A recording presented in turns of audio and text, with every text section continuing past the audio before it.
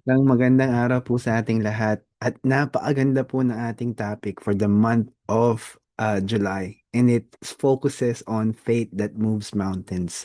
And this is very integral sa ating buhay bilang mga Kristiyano. At sa mga hindi pa po Kristiyano, yung mga hindi pa po nakakatanggap kay Jesus bilang Diyos at tagapagligtas, ang kapangyarihan po na napakaganda at napakalawak pagdating sa pananampalataya that can move mountains. It is very important for us to understand what it is truly, biblically speaking. So let us continue on and move on with our beautiful and wonderful opportunity. So today po pag-uusapan natin what is faith. The following week, we'll talk about faith over fear, growing your faith, and then last Sunday will be faith in action. So today, we'll talk about ano nga ba ang pananampalataya? Bakit ba ito ang naging pundasyon ng belief bilang mga Kristiyano? Huwag po natin kakalimutan na ang pananampalataya po ang nagdala sa atin para tanggapin si Jesus bilang Diyos at tagapagligtas. At napaka-importante po na huwag natin kakalimutan na ito po yung unang hakbang para magkaroon tayo ng relasyon sa Panginoon. Itong pananampalataya na ating in-apply when we receive Christ as Lord and Savior, it doesn't translate na mahal na kagad natin siya. Pero ito yung tiwala doon sa kanyang salita. So bago po tayo magpatuloy, manalangin po muna tayo. Panginoon, kayo po ang magbigay sa amin ng pananampalatayang napakalalim at napakalawak sa oras na ito. Ang hiling ko po, Panginoon, ay baguhin niyo po kami sa aming pagninilay-nilay sa inyong katuruan, pagninilay-nilay, Panginoon, sa inyong makapangyarihang salita. At hayaan niyo, Panginoon, na kami ay magkaroon ng malalim na pagkakaunawa sa inyong, Lord God, ituturo sa amin ngayong araw na ito. Palibutan niyo po kami ng dugo ni Kristo. Bantayan niyo po, Panginoon, na aming mga tahanan kung saan man kami, Panginoon, na andon habang nanonood o nakikinig ng mensaheng ito. At turuan niyo po kami, Panginoon, na lalong maging malapit sa iyo, lalong lumalim ang relasyon namin sa iyo. At bigyan niyo po kami, Panginoon, ng karanasan na mula sa iyo sa araw na ito, na maranasan namin ang iyong pag-ibig, maranasan namin, Panginoon, ang iyong kapangyarihan, at maranasan namin, Panginoon, yung ganda ng pagkapasakop sa kapangyarihan mo. Ito po ang dalangin namin sa ngalan ni Jesus. Amen. So ito po yung pinaka-paborito kong definition ng pananampalataya. Sabi po sa Hebrews 11:1, "Now faith is confidence in what we hope for and assurance about what we do not see." Ito po ay galing sa NLT version. At inaanyaya ko po kayong tumayo kasama po ako ngayon sa araw na ito at basahin po natin sabay-sabay yung amplified version naman po. Now, faith is the assurance, the confirmation, the conviction of things hoped for, the evidence of things unseen. So, ang lupit po ng sinasabi ng Panginoon sa atin sa pagkakataong ito, dahil ito po yung nagbibigay sa atin ng pangunawa. Ano nga ba ang pananampalataya? Of course, ang Hebrews 11 po, pag binasa natin siya tuloy-tuloy, Hall of Faith po siya. Ito po yung mga tao sa Biblia na ipinamahagi nila ang kanilang pananampalataya for everyone to actually understand and see. Maunawaan natin kung ano yung ginawa nila at ang tinungtungan nila ang kanilang pananampalataya sa Panginoon. Kaya nga po, napag-uusapan natin ang kanilang mga buhay at ehemplo sa pagkakataong ito. So, ano po ba ito? Ito yung bagay na wala, pero meron. Ito po yung bagay na hindi mo mahahawakan, pero naniniwala ka. So, it is something na napakaganda dahil ang sinasabi ng Panginoon dito, ito yung title deed, ito yung ebidensya o yung substance ng isang bagay na pinanghahawakan natin na hindi pa nangyayari pero naniniwala tayo na may kontrata na tayo dito. Ito yung sinabi ng Panginoon, sapat to para maging kontrata kahit hindi pa nangyayari ang pangako niya.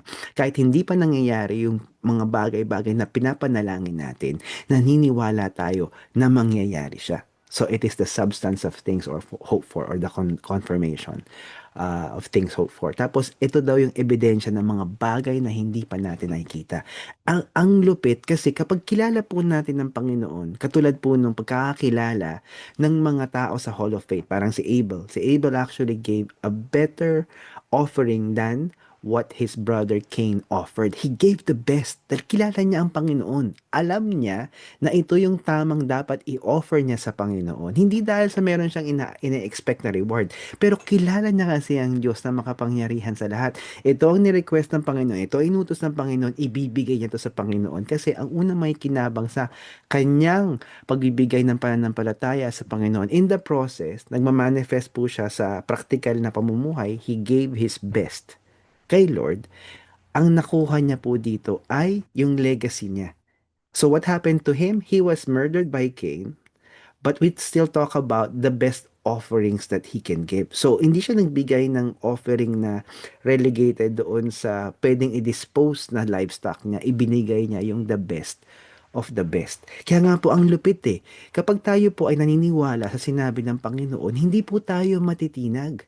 Hindi po mababali yung ating pananaw sa kinabukasan na ipinangako ng Panginoon kasi kilala natin ang Diyos. Ang hirap po kasi magtiwala sa isang taong hindi mo kilala, tama po ba? Ang hirap magtiwala sa isang tao na wala kang relasyon. Na ang kanyang sasabihin lang ay ang kanyang kontrata sa iyo. Yung pangako niya na sinabi niya sa iyo ngayon, tutuparin niya let's say years from now or months from now, ito ba ay yayakapin mo? Dahil hindi nga po natin siya kilala. Ngunit, kung kilala natin ang Panginoon, ang pananampalatayang i-apply natin dito ay pananampalataya kay God, kay Father God, kay Jesus, kay Lord Holy Spirit. Kasi siya po yung magde-deliver ng promise. Kaya lahat ng pinangako ni God through Jesus, we say yes, because all of God's promises are yes in Christ, and we say amen. So be it. Mangyari siya. Let it come to pass. Kaya nga po lahat ng mga tao sa Biblia na mababasa natin when you have your time and go and read Hebrews 11, makikita nyo rito yung napaka makapangyarihang examples nila of the faith. Si Enoch po, kinuha ng Panginoon na hindi na siya namatay physically dahil sa kanyang ginawa sa mundong ito at inakap niya yung relasyon niya sa Panginoon. Ito yung pinaka-importante sa akin. Therefore, ito yung dapat kong ingatan. Higit sa mga relationship ko sa mga tao, ang relationship na kay Lord ang pinaka-importante. Dahil kapag intimate tayo sa Panginoon, kilala natin ang ating Diyos na makapangyarihan sa lahat. Ang daling magtiwala sa Kanya at ang daling paniwalaan ng Hebrews 11. So basahin po muli natin siya ulit bago tayo dumako doon sa ating pag-uusapan. So if you can stand up with me, mas maganda po. Sabi po dyan, huwag natin kakalimutan sa NLT version, now faith is the confidence in what we hope for and assurance about what we do not see. Amplified version, now faith is the assurance, the confirmation, the conviction of things hoped for, the evidence of things not seen. So ito po yung nagbibigay sa atin ng kasiguraduhan kung ano ang nabasa natin sa Biblia na sinabi pinangako ng Panginoon, i-deliver niya ito. Dahil yun po yung sinulat niya. At ano man ang sinabi niya sa atin, na-confirm natin na will niya ito, mangyayari at mangyayari po siya. Kaya nga po pag-uusapan natin today, ano nga ba ang pananampalatayang kayang iurong ang mountains? Ang mountains po ay metaphorical description sa mga hadlang sa pananampalataya natin. Hadlang sa tagumpay sa buhay Kristiyano, hadlang sa relasyon natin sa Panginoon. Kaya nga po napaka-importante niya. Number one, faith as confidence in the unseen. Paano mga ba tayo magkakaroon ng kumpiyansa sa mga bagay na hindi natin nakikita? Ngunit sinabi ng Panginoon na magkakatotoo siya sa panahon niya. Pangalawa, gratitude as spiritual discipline. Paano nakakatulong ang pagkapasalamat at ang pagiging grateful o thankful every day as part ng spiritual discipline natin. So bago po tayo magpatuloy, meron po akong tatanong sa inyo. How can focusing on what we are grateful for, change the way we experience life? Bakit nga ba kapag mapagpasalamat ng isang tao, iba ang kanyang pananaw, iba ang kanyang lengguwahe, iba ang kanyang salita, iba ang kanyang pag-iisip, iba ang kanyang pakikitungo? Ano ba ang nagagawa ng pagiging mapagpasalamat?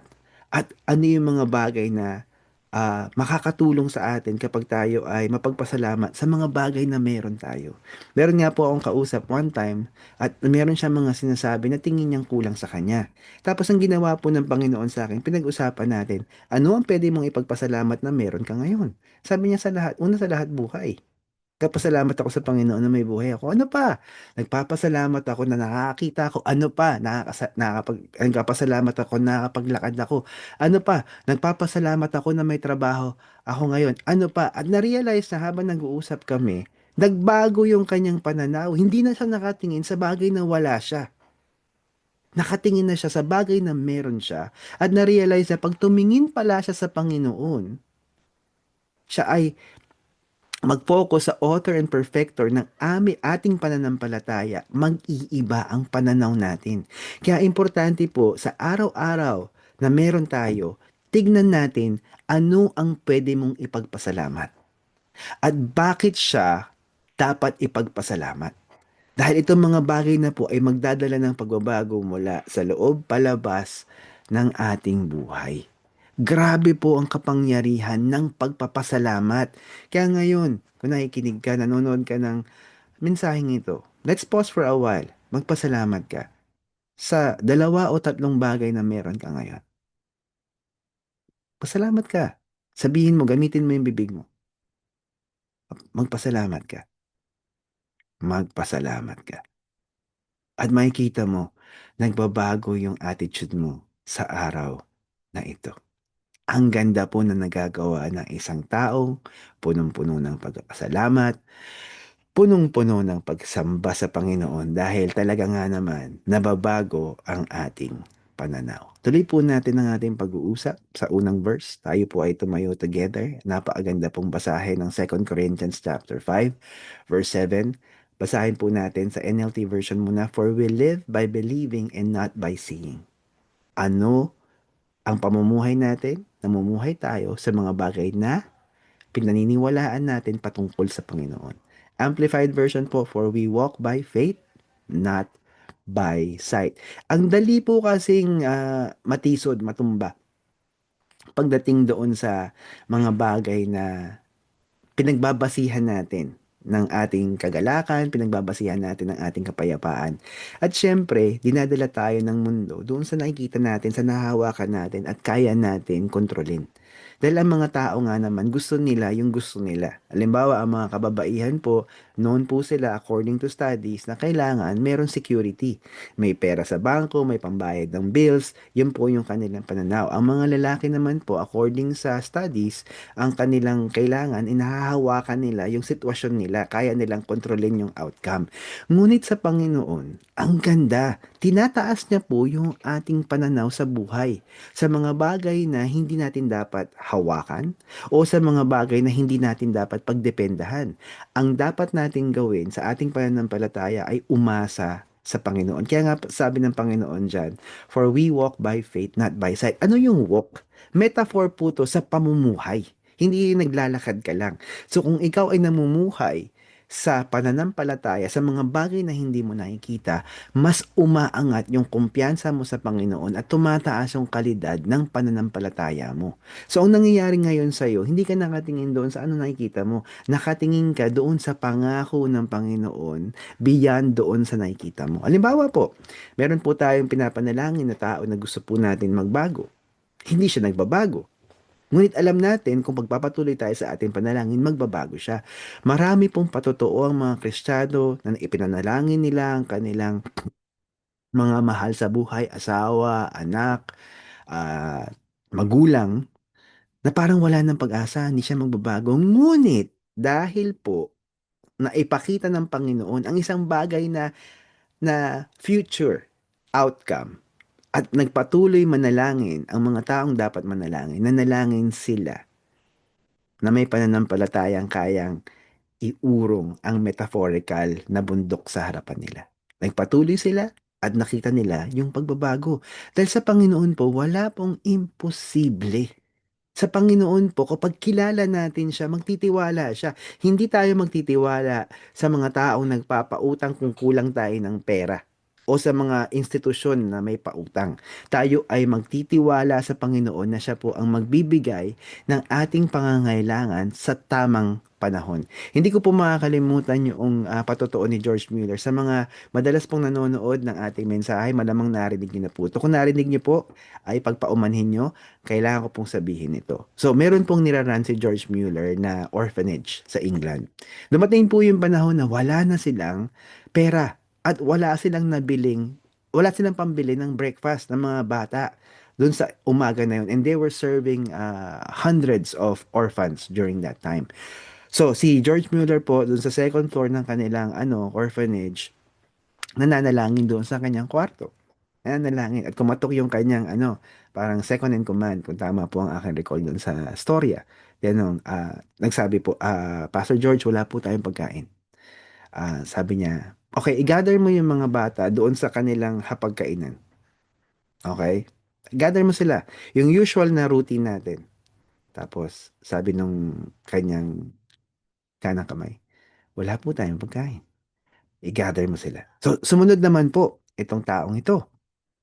Bumaba, ginather niya yung mga bata doon sa kanilang hapagkainan.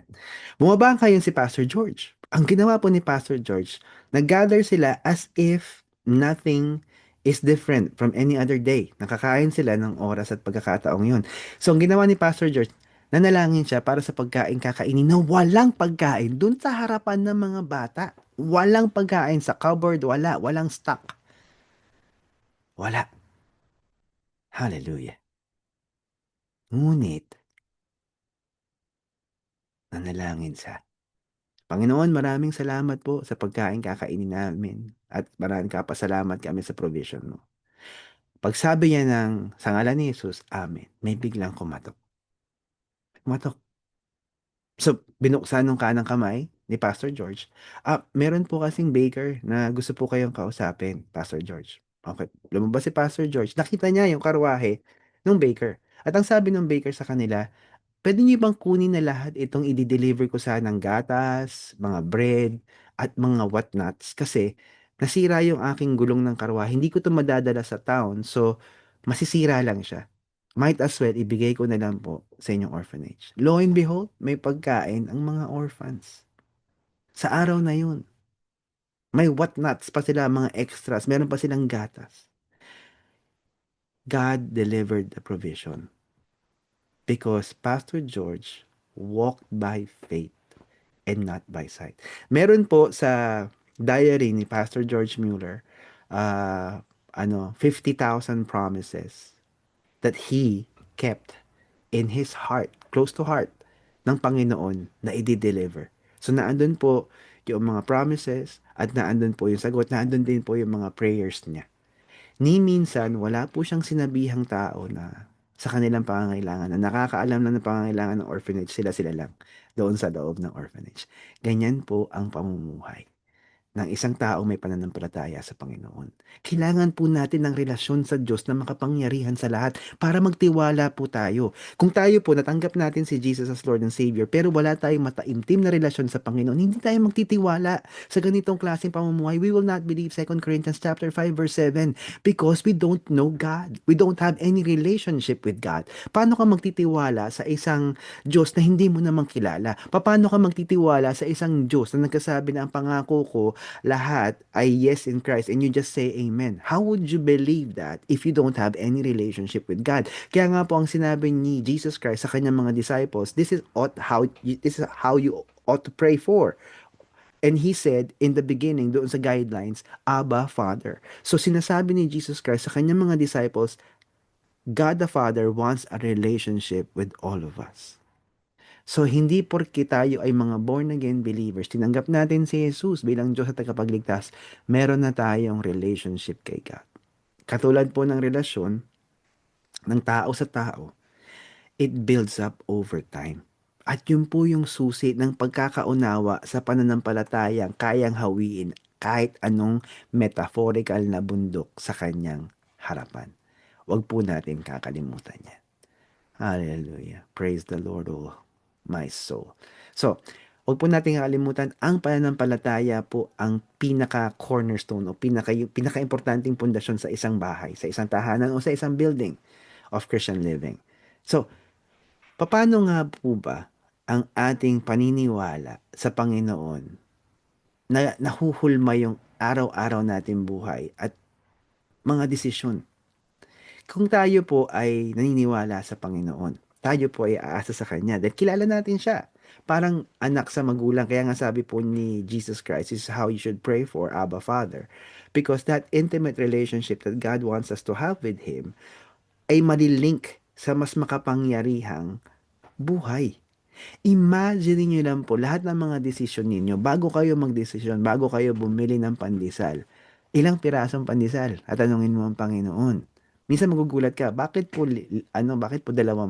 Yung pala may darating na kaibigan na kailangan niya ng pagkain, na nagugutom siya. Paggamit ng damit, ano nga po ba yung pinaka-appropriate na damit na pwede kong gamitin sa araw na ito? So, hindi ka na ngayon magtatagal dun sa closet mo because God has given you the decision. Babae ka man o lalaki ka, bibili ka ba nito o hindi ka bibili? Mag-i-invest ka ba sa ganito o hindi ka mag-i-invest? Magbabasa ka ba ng ganito o hindi ka magbabasa ng ganito? Ano ba yung lalagay mo sa utak mo, sa puso mo? Ano ba yung mga bagay na pwede mong hingan ng guidance sa Panginoon? Kapag malalim po yung relationship natin kay Lord, ang sarap magdepende sa Kanya. Kung ikaw ay isang tao, lalaki ka, naghahanap ka ng yung mapapakasalan, hindi ka naghahanap ng girlfriend.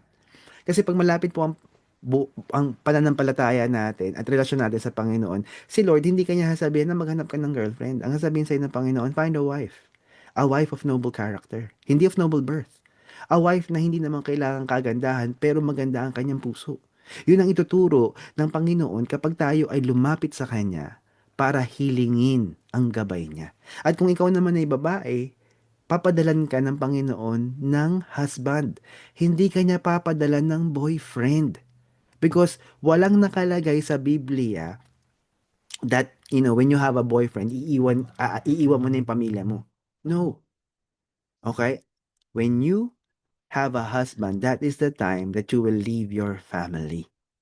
Kaya nga po, ang Panginoon will provide you a wife if you are a man, provide you with a husband if you are a woman, hindi boyfriend, hindi girlfriend. At dahil nakaangkla ka sa paggagabay ng Panginoon, mababasa mo ano ba ang katangian ng isang asawa, babae o lalaki, na magbibigay ng pinakamagandang antas ng pamumuhay sa iyo. At pag ganun ang iyong pananaw, hindi ka magmamadali. Aantayin mo hindi ka malilinlang na may dumaan bigla sa harapan mo at akala mo siya na. Naalala ko po nung ako ay youth. Ah, nani merong konting mysticism na nangyari sa aming simbahan at meron ako nakakatawang experience sa aking kaibigan.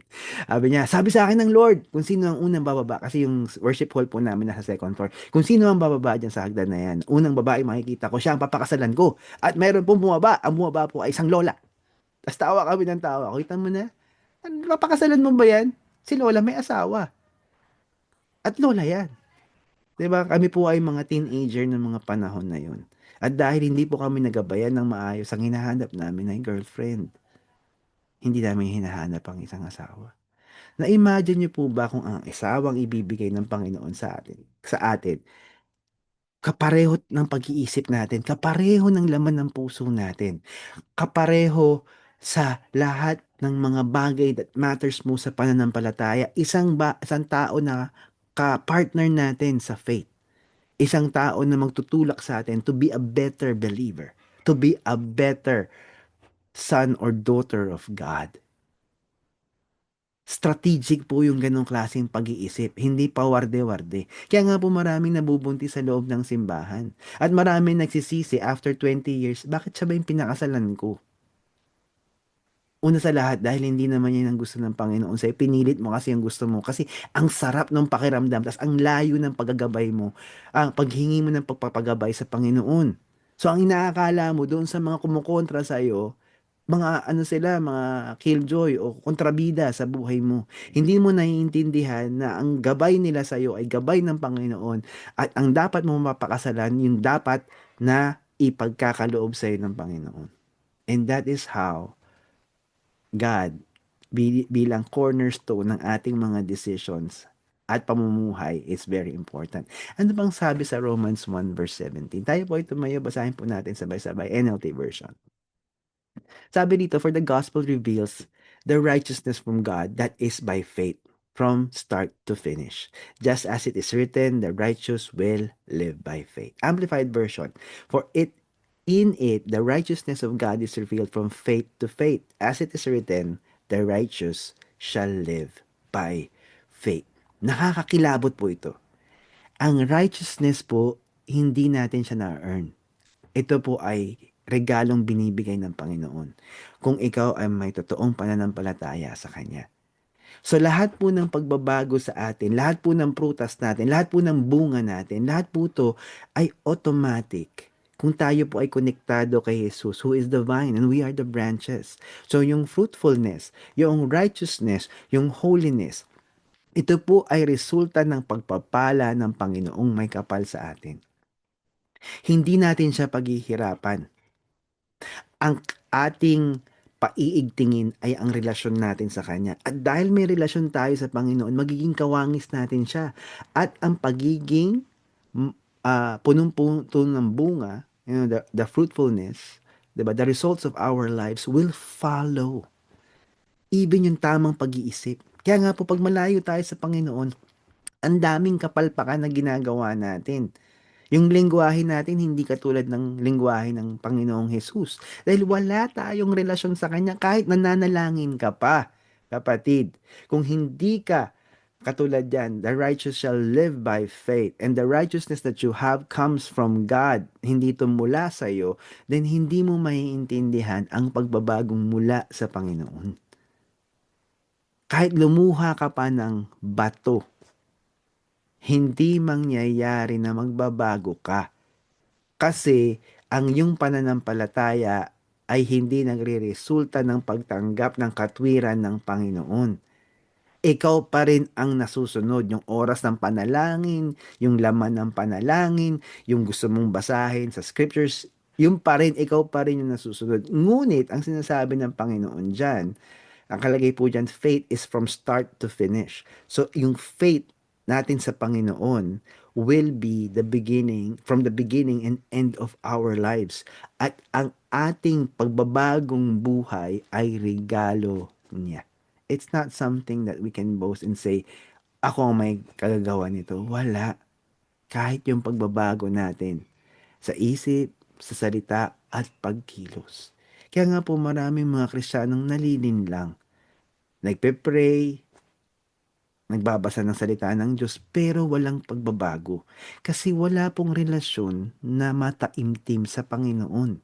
Hindi nila mahal ang Diyos. Hindi sila nagpapasakop sa Diyos. Babasahin nila academically ang salita ng Diyos, pero hindi siya lumulubog doon sa puso para maging parte ng araw-araw na pamumuhay. Walang kinalaman ang Diyos sa kanilang mga desisyon. Walang kinalaman ang Panginoon sa kanilang mga balak gawin o mga plano nila. Parating isolated sa kanilang kagustuhan yung mga plano nila. Kaya nadidiskaril yung plano kasi hindi ito hinihingan ng gabay sa Panginoon dahil walang relasyon sa Panginoon. Kapatid, kaibigan, sobrang sarap kapag tayo ay may relasyon sa Panginoon.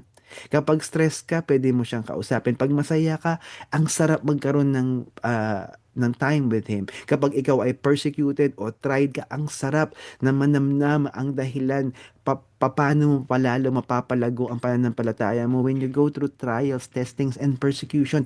Ang sarap araw-araw na alam mo you can be dependent on God and you know that God will protect you regardless of the circumstance. Because He is God and alam mo ang mga pangako niya, itutuparin niya.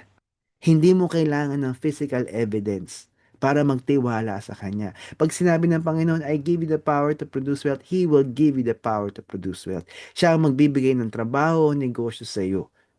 Ngunit pag inunahan mo siya, maaring magkaroon ka ng negosyo at maaring lumago yung negosyo mo, pero wala ka namang kapayapaan. And worst case, according to the Bible, maraming mga mananampalataya, they pursued wealth and they pierced themselves with many, many sorrows. Kasi kung ang yaman ang magdadala ng kagalakan, lahat po ng mayaman dapat ngayon, mahasaya sila. Ang kagalakan ay mula sa Panginoon, ang kapayapaan ay mula sa Panginoon, ang pag-ibig ay mula sa Panginoon, ang maayos na relasyon ay mula sa Panginoon. Lahat po ng mga gandang bagay sa mundong ito ay mula sa Panginoon. Hallelujah. Tayo po ay manalangin.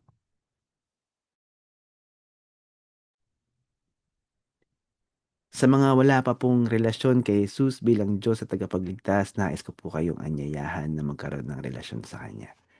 Ang kailangan mo lang gawin, 3 steps that I'm going to share with you. First step, ihingi mo ng tawad ang mga kasalanang naaalala mo. Yes, all of the sins that you are reminded of. The Bible says, kung talagang meron tayong repentant heart, if we confess our sins before the Lord, He is faithful and just to forgive us and cleanse us of all unrighteousness. Hallelujah. Beautiful, wonderful, powerful. Pangalawang step, magpasalamat ka kay Jesus dahil siya ang daan, katotohanan at buhay. And only through Him can we find salvation. We praise the Lord. We thank Jesus because He is our Lord and Savior. Third step, ito ang pinaka-importanting step of all. Ulitin mo ang panalangin ito at ilagay mo sa iyong puso na may pananampalataya. Repeat after me. Jesus, tinatanggap po kita bilang Diyos at aking tagapagligtas. Bigyan niyo po ako ng pananampalataya na nagtitiwala at nagpapasakop sa iyo. Bigyan niyo po ako ng grasya na idulog ko sa iyo lahat ng desisyon, lahat ng plano ng aking buhay. At ang hiling ko po, baguhin niyo po ako mula sa loob palabas sa ngalan. Pwede ka nang dumilat kung ikaw ay nanalangin ng mataimtim at may pananampalataya at nakaranas ka ng pagbabago, nagkaroon ka ng pagkauhaw sa panalangin, nagkaroon ka ng pagkauhaw sa pagbabasa ng salita ng Diyos. Malaki ang probabilidad na ikaw ay talagang totoong nakatanggap bilang kay Lord as Lord and Savior. There is genuine salvation at ang mangyayari sa iyo, you will be changed. At higit dyan, ikaw ay sigurado na pag namatay ang iyong pisikal na katawan, ng kaluluwa mo, ang espiritu mo ay pupunta sa langit. Sa mga kapatiran, nais ko po kayong ipanalangin. Sa mga kapatiran na naligaw ng landas, na pilit hinawakan ng kanilang buhay, na wala ang pananampalataya sa kanilang Panginoon, sa ating Panginoon, at nawala yung pagkapasakop natin sa Kanya bilang Diyos at tagapagligtas. Hinawakan natin, kinontrol natin ang ating buhay. Pinilit natin ang ating gusto. Kapatid, bumalik ka sa Kanya. Ibalik mo ang pananampalataya na tama. Ibalik mo ang pananampalataya na humihingi ng gabay sa ating Panginoon para magkaroon ka ng pananampalataya kaya masagin, durugin ang mga hadlang na nasa paligid.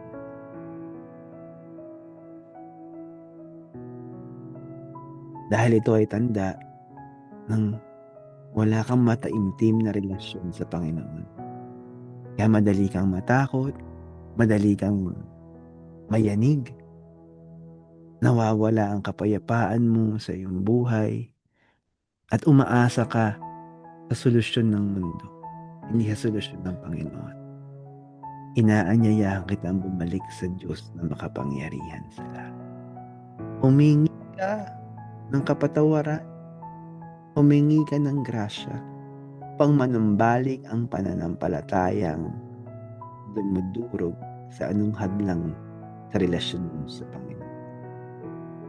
Manalangin ka pa ng dalian at tayo ay mananalangin sabay-sabay mamaya.